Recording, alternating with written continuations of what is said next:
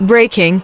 Gabon just swore in a former military chief as president, but is this a true return to democracy or just another power play in Africa's political chess game? The world is watching as this oil-rich nation takes a controversial step toward constitutional order.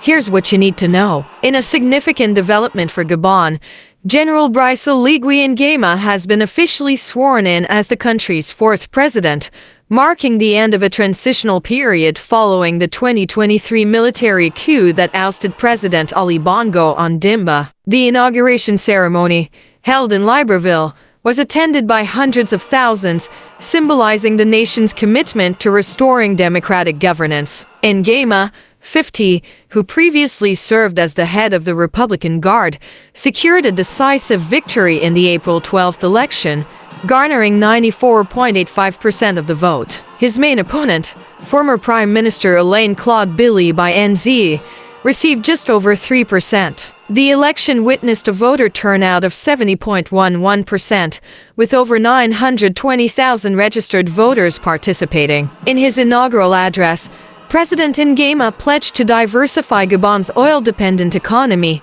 tackle high youth unemployment, reform the education system, and improve infrastructure and social services, including water supply. Despite Gabon's oil wealth, a third of its 2.3 million citizens live in poverty, highlighting the urgent need for comprehensive reforms. While the inauguration marks a hopeful turn towards democratic renewal, critics emphasize the challenges ahead. Serge Langu, a lecturer at Omar Bongo University, pointed out the gap between the president's promises and the country's deep-rooted issues, such as a 40% unemployment rate among young graduates. Looking forward, Gabon is set to hold legislative and local elections in September, as the nation continues its journey towards stable and inclusive governance under President Nguema's leadership.